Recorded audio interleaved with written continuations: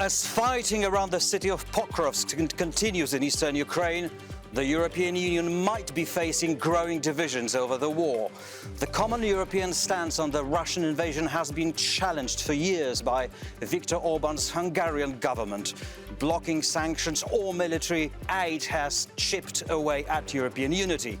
Now Hungary hopes to form a regional alliance with Slovakia and Czechia with the new Babiš government, an alliance that would oppose further military and financial aid to Kiev.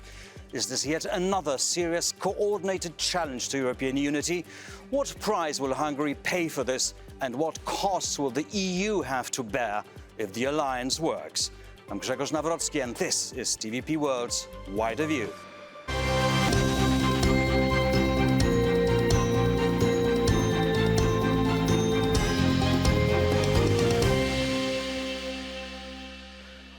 And I'm joined here in the European Parliament by Andras László, MEP from Hungary, here Patriots for Europe and at Home Freedoms Party. Thank you for joining us. And Mika Aaltola, member of the European Parliament from Finland, European People's Party, expert in international relations and security. Welcome to both of you. Thank you very much. Gentlemen, let's start with some facts. The Czech government in spare to be set up by mid-December, probably. It's expected to be much more Ukraine skeptic than the previous Czech administration. Viktor Orbán, your prime minister, has just announced plans that he's trying to set up this club of 3 EU plus Slovakia and the Czech Republic. What hopes are there on the Hungarian side about this possible alliance? The three prime ministers, well, soon to be Prime Minister Andrej Babiš in Czechia, Robert Fico in Slovakia and Viktor Orbán in Hungary have had a very good cooperation before during the migration crisis, which they opposed. In the Visegrad Group. In the Visegrad Group, then also with Poland at that time, to oppose the Brussels policy of relocating illegal migrants across Europe, and this forged a very strong Central European alliance. Okay. Obviously, a lot of the history is similar, a lot of the political experience is similar. So what exactly do you want to oppose now in that club of three? Well, in that club of three, we want to defend the sovereignty of member states in the European Union. We want less interference in our domestic politics from Brussels. And of course, we want a more common sense policy when it comes to migration, when it comes to industry and energy. And what about Ukraine, Mr. László? What about Ukraine? Well, what is your stance on Ukraine? On Ukraine, our stance is the same as it's been since day one, which is we want to see peace restored in Ukraine and thus peace restored in Europe as soon as possible. This is what our government has defended since day one, since the Russian invasion of Ukraine. And it has been, at that time we had elections, and this was the promise we made to our voters, and this is the promise we're keeping. Before we move on, what is your idea for this peace to be actually achieved if you block and veto most initiatives on the part of the European Union to help Ukraine win the war? Our initiative is to have a political solution, not a battleground solution for the war in Ukraine. We believe we need to engage in diplomacy. We believe that we need to But it doesn't seem to be working, Mr. László. It doesn't seem to be working. European leaders are not even trying. If you remember the 2014 crisis, it was Angela Merkel and the French president who sat down with the Russian president and the Ukrainian president to have talks and come to an agreement, which lasted 8 years. Now, there's no Western European leader who's willing to sit down and engage in diplomacy. What will we hear from you three, obviously, if Mr. Babiš agrees to... By the way, do you realistically think that he's going to join that anti-Ukrainian or Ukrainian skeptic initiative? He seems to be a very pragmatic politician. I don't know what you mean by Ukrainian skeptic. We want to restore peace in Europe. Unfortunately, we don't see the EU institutions as partner in that. But luckily, we see that there's a shift among the European public. There was a shift in the public opinion in Ukraine. And the majority now wants a peace solution, even if that comes with necessary compromises. That's a political naivety, to say the least, because we see what's happening on the side of Russia, and no diplomatic steps actually take any effect whatsoever at the moment. There hasn't been taken since spring 2022. Mr. Aaltola, we talk about our stance or European stance towards Ukraine. Is it only about Ukraine, or is it also about security of the European Union as a whole? Well, that was the Russian ultimatum, wasn't it? The sphere of influence in Europe. And when they talk about root causes of the war, they always include wider component of NATO enlargement, i.e. countries wanting to join NATO because of Russian history of aggression. So that root cause, of course, worries me. And I'm hopeful that the European North, including Germany and of course Poland, has a strong mind when it comes to understanding the wider geopolitical ramifications of this. Look, Russia is not negotiating with Kiev currently. They have no intention of doing so. So when we are talking about peace negotiations, we should of course include the target of the Russian aggression this time around, which happens to be a vital part of the geostrategic theater from Black Sea to Baltic Sea, from Baltic Sea to the Arctic. But what kind of a threat, if this is a threat in your opinion at all, do you see this new Hungarian initiative? It's part of the worries that I have in my mind, kind of the appeasement policy that usually, you know, if you give meat to crocodile, it doesn't appease its hunger at all. That's the historical comparison. So the peace, naivety, and the anti-militaristic tendencies in Europe from the left to the right can, of course, make this collapse and can of course, make things much, much harder. Right now in Ukraine, they are fighting and they need a steady flow of arms. And what has happened this year is that it has dropped by 50%. And that worries me a lot. We are not pulling it together. And of course, there are forces within that are also causing worries for my mind. We need to win this battle. And negotiations, well, the Russians do not want to negotiate. They see only Washington as the negotiating partner currently. Right. Andras László, Robert Fico, Slovakian Prime Minister, says Slovakia will not send a single bullet to Ukraine. Is this the model that Hungary wants to apply, to implement in the European Union? Foreign policy is member state competence in the European Union. Every country decides for themselves. Hungary has been very clear on this, that we will help Ukraine with humanitarian aid. We will help Ukraine with fuel. We will heal Ukrainian wounded soldiers in hospitals if necessary. We are taking in unlimited amount of refugees from Ukraine, but we don't see this war as our war, and therefore we are not sending weapons into this war. But many people actually do you see this war as our war, as European war, as a war with the West, or not? Well, you know, in Europe, the potential for escalation has historically been always great. So you need to contain Russia. You know, they have, when Russian Foreign Minister Lavrov was asked about who are the most important advisors to Putin. Okay. He was talking truth, and he was saying that it's Ivan the Terrible, Peter the Great, and you know, that type of historical personalities are there in the continuum that has lasted for 300 years. That's the reason why Russia on the map is so large, because they come with this political culture of aggression. So you need to contain it. And we in Finland and people in Poland understand this very well, this message. And 70% of people in Europe understand the message. They want to support Ukraine. So, are you ready to change your mind about it? That it is in fact our European war for security? Absolutely not. This is not our war.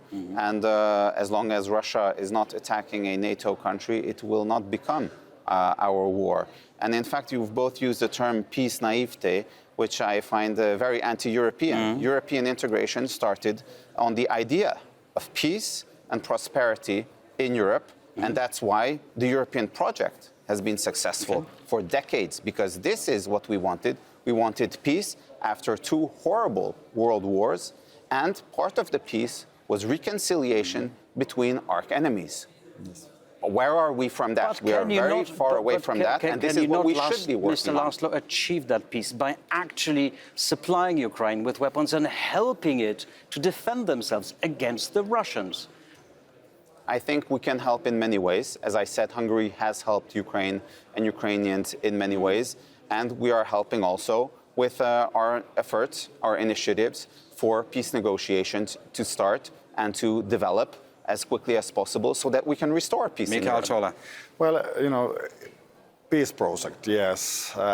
Europe has been guaranteeing that the major European states do not go against each other for decades. But let's go back to after the Second World War, when Winston Churchill was overlooking the smoldering ruins of Europe. He was giving powerful speeches about the need of Europeans to cooperate because they needed to defend against the Soviet Union and the spread of autocratic totalitarian ideology of communism. So in the heart of the European project, in Winston Churchill's statements, we need to go back to those ideas and understand that we need to contain Russia. Appeasement only spreads the disease. Okay. On a more general note, Mr. László, the question to you is, divided Europe, and your proposition is in fact a proposition of division within the European Union. Divided Europe is exactly what Vladimir Putin wants. You are giving him a gift, a political gift by that initiative. Would you agree with that? Divided how? Anti-Ukrainian front, which is a clear division on the stance of the European Union towards the war in Ukraine. I think that's cherry picking. At the last EU summit, it was Belgium who refused to agree to using the frozen Russian assets to help Ukraine. In other summits, it was other countries. It was always the country which is most affected, which is disproportionately affected by a potential joint EU position that is blocking decisions. Now you're saying it's Czech Republic, Slovakia, and Hungary, but it was before, as I mentioned, on migration, it was also including Poland. Now when we talk about agricultural products entering the EU, it's also Poland, Slovakia, Hungary, and I believe Romania, which is on the same platform that this is damaging our farmers and this is unacceptable. So it's always what part of the issue you're looking at, you will find different coalitions. And obviously, one kind of coalition will be that of Hungary, Slovakia, and the Czech Republic. And in others, it will be with other countries. So what next political steps do you expect on the side of the European Union now? Well, it is a difficult situation. As I said, there's a war that is raging on the eastern part of Ukraine, 1,300 kilometers of front line, and we Finns know, because our border with Russia is 1,300 kilometers, and we have 1,000 years of history of defending that border. So we understand the issue, and internal divisions are not helpful. And as I said, they are a worry. And one part of the worry is what you just said, is that Russia is using divisions, divide us in order to make the support go down for Ukraine, in order to kind of boil a frog slowly. But at the same time, there is also Russian attacks inside Europe, like in Belgium, we see the drone attacks in Denmark, in Poland. Not in Hungary, though, and I wonder why. But it was Hungarian air fighters who are defending the Baltic airspace against the Russian drones, and it was Hungarian fighters which have also intercepted drones in Denmark. Yes, we are in the recent months. More than a dozen cases, it was Hungarian fighters. Indeed, and we're making our role and we're defending our allies. Well, Viktor Orbán says, just to conclude this part of conversation, Ukraine is not a sovereign country. What kind of country is it if it's not a sovereign country? It's a country in ruin. It's a country which has become the battleground for great power politics. And obviously what the Prime Minister meant by this is that it still doesn't mean it's not a sovereign country. When you're paying the budget of another country, when it's supplied from outside with weapons, and it relies on outside support for any kind of survival, then you in Hungary are dependent on your survival is dependent on Russian energy sources. In which case you won't be a sovereign. Half of Russian LNG is sold to the European market, and Hungary is buying zero Russian LNG. Yet almost 50% goes to the European market. We buy pipeline energy because we're a landlocked country. And all we're saying is, Are you a sovereign country? Are you a sovereign country or Yes, not? we are, because we get to make the decide. Although you are deeply dependent on Russian energy sources. And on Brussels. And on Brussels. That's and are you sovereign a or very not? manipulative No, exaggeration. that's a fact, Mr. László. This is a fact. This is a fact. Are you a sovereign country in Hungary? International trade, especially on the energy market, is very sensitive. If we look at Europe as a whole from that perspective, from energy, we are an energy poor continent because we import very vast amounts of energy we need to use. The way we can decrease that dependency is by opening more and more sources of energy, more and more inputs, and diversifying. That's it for this part of the program. Andras László and Mika Aaltola, thank you very much indeed for joining us. Thank you. This was the political part of the program. Now let's take a look at it from an external expert perspective. Tinatin Akhvlediani now joining me in the studio, Center for European Policy Studies. Welcome to the show, welcome to the program. Thanks for having me. How likely do you think it is that this alliance is actually set up and works politically? Setting up, I see it's like very, very expected because we see the announcements for the reason, for the purpose, and also functioning. On the Hungarian part. On the Hungarian part. But Babiš is a person who's, in terms of his political efforts, is very, very pragmatic, and he's got his interests. Indeed, that's how he comes across, although we don't know it yet fully, right? We have to see how he acts, what he brings forward, but I do not see him indeed like going so much for being isolated. I don't see that coming, because the way we could observe, he as a politician is more, following transactionalist politics, avoiding rather isolation. Would this alliance mean more isolation for the countries who subscribe to it? More isolation for Hungary and more isolation for Slovakia? Could be. Definitely more isolation for Hungary than the rest of the two. And that brings me to the next point about the functioning. I mean, that could be set up, but then the question is like, what impact can it really have, right? The things we are discussing here, sanctions, foreign policy, security, these are intergovernmental, right? They're decided amongst the member states. So how much they can really impact decision-making, so what will we see? Will we see more of what we've seen already? More vetoing, more blocking, more political declarations? It's a more political declaration to me as an expert, because the veto powers really lies in the hands of the member states in the council. But this talking shop can be still very disruptive, right? They're not going to have the legalistic, the veto powers per se, but they will generate some political noise that can, of course, influence. So in what way can it be disruptive and destructive? Disruptive, and also that can really mobilize the public opinion, which can be really tricky, right? Because we see that people are still polarized. Not every country is publicly, overwhelmingly supportive of Ukraine or helping and stepping up the support to Ukraine. So I do see that coming and having an effect on the citizens, on how the Ukraine, problem is simply viewed. Is it putting European security in real danger? Anything that divides member states more than they're divided now puts European security at a very, very high danger. And that definitely will do and will support it. Are we helpless? Are we talking about the European Union? Is this organization helpless when it comes to its members or member states that cause this kind of danger? Absolutely not. We are speaking about 3 member states. We have 24 more, right? We see when it comes to Ukraine how the European Council decides. We see conclusions done by the 26 member states. It's just one country that just stands aside. And it's also like Hungary has not been always that way, right? The candidacy, for instance, to Ukraine has been given with the consent of all the member states and also supporting Ukraine. It's just changing the terms as it pleases the domestic politics of Viktor Orbán currently, right? So it's very much it very much evolves with the domestic politics and the member states. So it's more about blaming Brussels when time is need. But the other member states, as long as they stand united, we are definitely not hopeless. For years, we've had different stages when we thought about war in Ukraine, the Russian invasion on Ukraine. Do you think there's now, after more than a couple of years, really, a general conviction that this isn't only about Ukraine, that it's also about the West and Europe as a whole? It was never really about Ukraine. I think we're just, maybe some states still are getting it. It is not our war. We've just heard it from the Fidesz representative. Yeah, they just really trying to hide behind, I don't know what, behind like not really facing the reality, because this war is not the first war that Russia has started against its neighbors, right?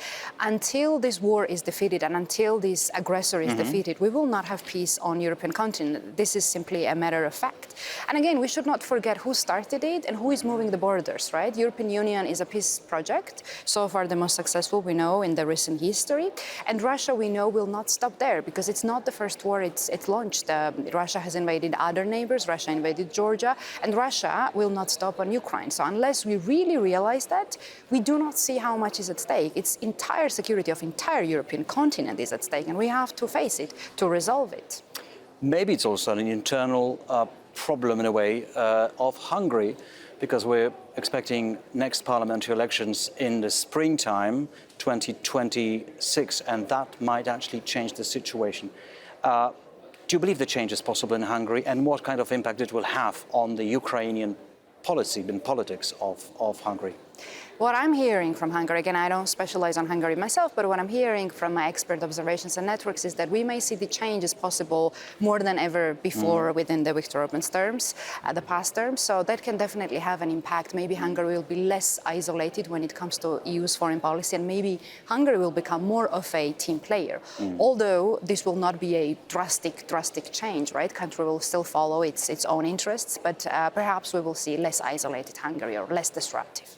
Ukraine is now obviously a candidate country to the membership in the European Union. How important is it that Ukraine joins the European Union relatively quickly, and how realistic is it? It's extremely important, because what the Ukrainians are basically fighting for, what? European values, right? These are the European values the European Union is based and founded on. This is the treaty that commits the European Union to enlarge to the states that are committed to the European values. The question is whether enlargement policy is credible. And so entire credibility, because if Ukraine is delayed to join the Union, if Ukraine is ready and the European Union is not ready to enlarge and to have the new member states such as Ukraine, the whole credibility of the EU enlargement Union policy to be actually ready when you look at political processes that are currently the political process is, precisely because of Hungarian veto, is not even ready to move Ukraine forward to the. No, we talk about it, but the country is currently locked, right? The country has done all the homework to open chapters. None of the chapters is open because of Hungary's veto. So basically, enlargement does not move as a process. So this is very disruptive already, and it of course affects all the credibility of the enlargement policy, but all the beliefs of Ukrainians. We're speaking about real people who die for their European choice. What should we tell them? That one member state that granted them a candidacy 2 years ago now is changing mind because they're upcoming elections and at home they have to somehow deal with the domestic politics. That's not fair. That's just not a grown-up game, you know. That's just very bad of Hungary. So what's the biggest challenge now in that game which you have just mentioned? As always, it's unanimity. As always, it's the division between the member states. Have we had for enlargement policy qualified majority voting, we would not be facing Hungary's veto being decisive. It's again and again the division between the member states. So anything and anyone that widens these divisions is just really playing in the hands of Kremlin.